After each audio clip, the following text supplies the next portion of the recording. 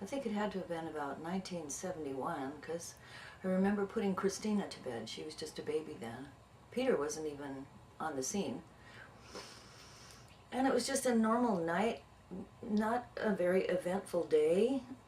I wasn't particularly upset by anything or even very happy about anything, you know. And we just went to bed, and for some reason I couldn't sleep, so I laid there on my back looking up at the ceiling, you know. And then gradually all of these faces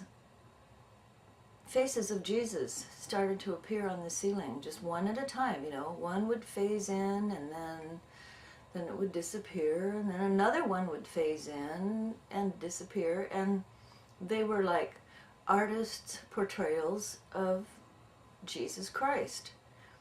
And I thought to myself, wow, this is amazing, because there was such clarity, you know, that I could tell that some of them were really very famous paintings, and I had seen them before in religious publications, or pictures in the Bible, or pictures in the church, or something like that. And I thought this was really phenomenal, and I had my eyes wide open, and I'm looking at the ceiling and seeing these things, you know. And I thought, I wonder if Morton could see them too. So I nudged Morton and I said, hey Morton, look at the ceiling. And he had been asleep, and so he said, huh, and rolled over and looked at the ceiling, and I said, what do you see? And he said, oh, go to sleep, Sylvia. So I rolled over and I buried my head in the pillow, and I thought, that was nice, but maybe I should just get to sleep, you know.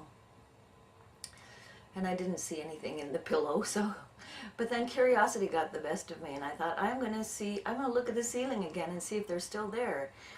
And I rolled back and looked at the ceiling, and sure enough, here they started to come again, and each one was different. And I just laid there with my eyes wide open in awe, and watched the ceiling until I had seen maybe 50 different artist portrayals of the face of Jesus Christ. Wow. And they were all just still pictures, except for the last one. And the last one was huge, and it took over the whole ceiling, and it had movement in it, only in one tear that trickled from the corner of his eye down his cheek, you know. And I was just blown away by that. Couldn't imagine why that had happened to me. And I didn't even bother to tell Morton about it, because I didn't think he'd be interested, I guess. And so for years I had told people about that experience, but I never understood why it happened.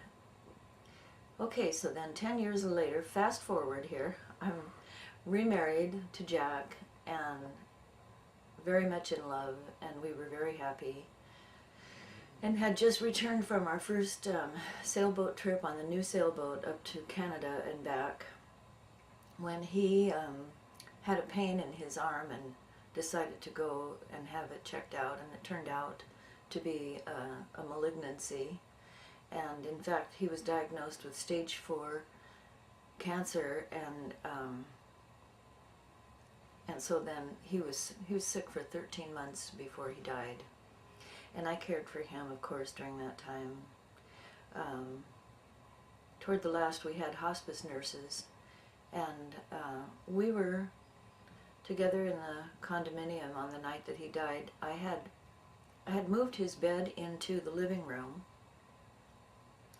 and so he could watch TV and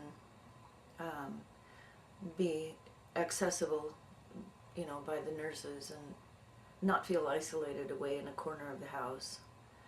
And he wanted to be at home instead of in the hospital.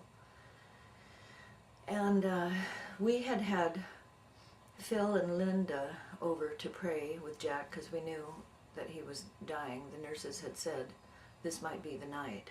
So Phil was a co-worker of Jack's. He was a young engineer who was also studying for the ministry.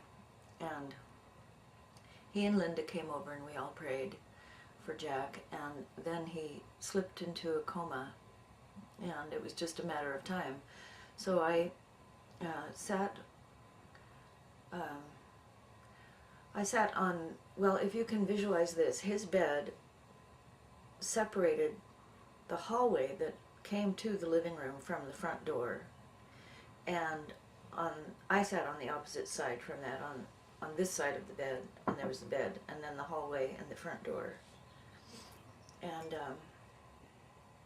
I had my head down on the bed, and I was holding his hand, just wanting to be with him for as long as he was with us.